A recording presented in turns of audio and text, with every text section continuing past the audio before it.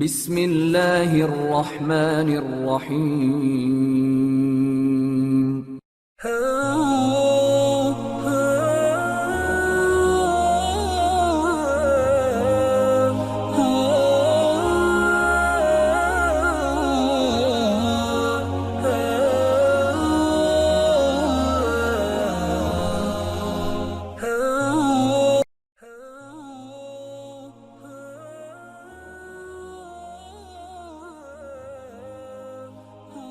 نبی کریم علیہ الصلوۃ والسلام کی ذات اقدس کے حوالے سے سلسلہ پنجتنی نے نوجوان نسل کی بہتر رہنمائی اور آگاہی کے لیے ایک سلسلہ وار پروگرام فوق البشر کی عنوان سے ترتیب دیا ہے۔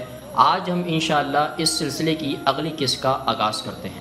اس کا ثبوت یہ تھا کہ اگلے برس حج کے موقع پر یعنی 622 میں مدینے سے آنے والے وفد میں بہتر کنبوں کے سربراہان موجود تھے۔ اتنی بڑی تعداد میں سربراہان ایک ساتھ موجودگی ایک طرف تو مدینے کے لوگوں کی سنجیدگی اور دوسری طرف آپ علیہ السلام کی الہامی پیغام کے پر اثر ہونے کا پتہ دیتی ہے، لیکن اس کے باوجود اب بھی دونوں فریقین کو ایک دوسرے کی طرف سے یقین دہانی اور بھروسے کی اشد ضرورت تھی۔ اگر مدینے کے لوگ آپ علیہ السلام کے ہاتھ پر بیعت کر کے ان کو مکمل تحفظ اور اتحاد کی یقین دلا دیتے ہیں تو ان پر لازم ہو جاتا کہ وہ اس وعدے کو پورا کرنے کے لیے طاقت کے استعمال سے گریز نہیں کریں گے۔ یہی بات آپ علیہ السلام پر بھی لاگو ہوتی تھی۔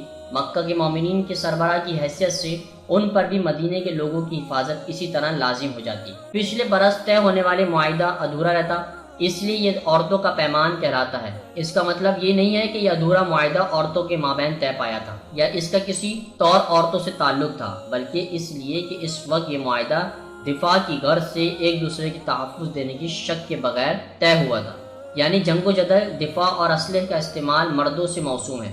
یہ معاہدہ جس طور بھی تھا اس وقت کامل ہو سکتا تھا جو دونوں فریقین ایک دوسرے کے دفاع کی بھی حامی بھر لیں، یعنی اس کو مردوں کا پیمان بنا لیں۔ مدینے کے وفد میں ابھی تک آپ علیہ السلام کی اس بابت قول و قرار اور وعدے کے لے کر بے چینی پائی جاتی تھی۔ چنانچہ اکثر نے زور دے کر پوچھا کہ اگر ہم یہ وعدہ کر لیں اور خدا آپ علیہ السلام کو فتح بخشے تو کیا ایسا تو نہیں ہوگا کہ وہ ہمیں چھوڑ کر اپنے لوگوں کے پاس واپس مکے چلے جائیں گے؟ نبی کریم علیہ السلام نے نہایت سنجیدگی سے جواب دیا، میں تمہارا ہوں اور تم میرے ہو، تمہارا دشمن میرا دشمن، تمہارا دوست میرا دوست ہے۔ یوں یہ معاملہ طے پا گیا۔ آپ علیہ السلام تو اب قریش یا مکہ سے کوئی واسطہ باقی نہیں رہا تھا۔ انہوں نے باقاعدہ طور پر اپنی تعلق مدینے سے جوڑ لیا اور مدینے کو ہی اپنی منزل سے بنا لیا۔ مدینے کے لوگوں نے آپ علیہ السلام کی حفاظت اور مدد کی قسم اٹھائی تھی، یعنی عربی میں نصر کا وعدہ کیا تھا۔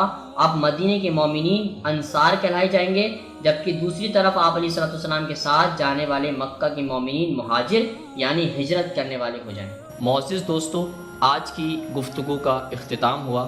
انشاءاللہ کل آپ سے پھر ملاقات کریں گے ایک نئے ذکر اور فکر کے ساتھ۔ اپنا بہت سارا خیال رکھیے گا۔ اللہ حافظ۔